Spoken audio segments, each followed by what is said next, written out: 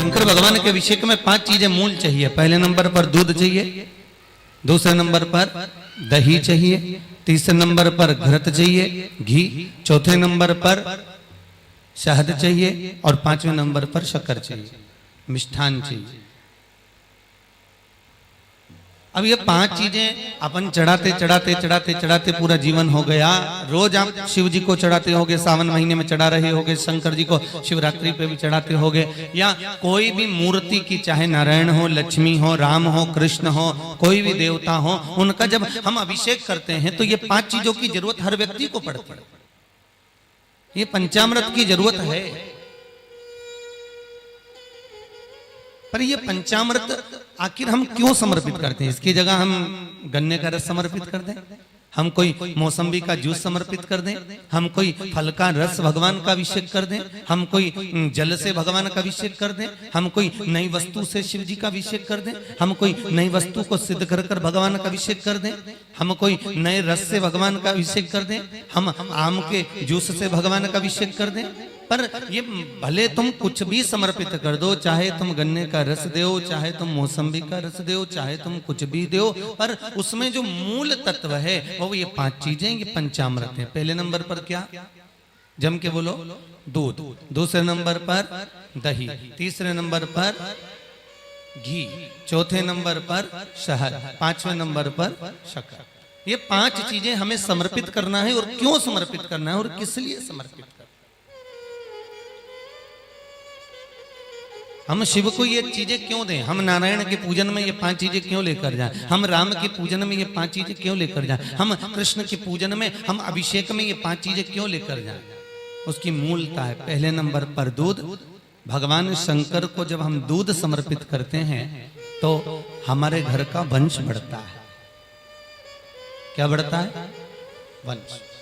जब हम शिव को दूध समर्पित कर रहे हैं, पंचामृत की वस्तुओं में हम जब दूध समर्पण कर रहे हैं, हम अभिषेक में अगर नारायण का अभिषेक कर रहे हैं, लक्ष्मी का अभिषेक कर रहे हैं, राम का अभिषेक कर रहे हैं, शिव का अभिषेक कर रहे हैं, शंकर का अभिषेक कर रहे हैं, या हम किसी भी देव का अभिषेक कर रहे हैं, उसमें दुग्ध मूल है। क्योंकि दूध जब हम समर्पित करते हैं तो ये हमारी वंश की वृद्धि करने वाला, वंश बढ़ाने, ये हमारा वंश बढ़ा रहा है। दूसरे नंबर पर दही।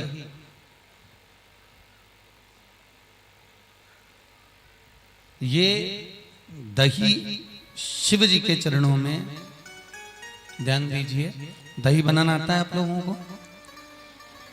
अगर ढेर सारा दूध है, बहुत सारा दूध है, तो उसमें थोड़ा सा जामन डालिए और दही बन जाता है। एक भगोना दूध को भी थोड़ा सा जामन जमा देता है। उसी तरह शास्त्र कहता है कि यहाँ दही शिव को इसलिए समर्पित करा जाता है कि अगर भाई भाई में विवाद हो रहा हो, देवरानी जेठानी आपस में झगड़ रही हो, अगर कहीं सास बहू में क्लेश हो रहा हो, किसी का घर टूट रहा हो, किसी का घर अगर खंडित हो रहा हो, कोई परिवार आपस में टूट कर जा रहा हो, कोई भाई भाई आपस में झगड़ कर जा रहे हो, तो शिव का अभिषेक दही से करने से परिवार वापस जुड़ जाता है। इसलिए पंचामृत में दही की मूलता कही। पंचामृत में दही मूल हो गया। आप लोगों ने भी न जाने कितनी बार अभिषेक करा होगा, परंतु आप लोगों को भी सोचने में आता होगा कि दूध क्यों चढ़ाएं, दही क्यों चढ़ाएं, घृत क्यों चढ़ाएं, शक्कर क्यों चढ़ाएं, घी क्यों चढ़ाया है? अभिषेक में दही चढ़ा देने से हमारे परिवार टूटने से बढ़ जाता है, बच जाता है। तीसरे नंबर पर है घी।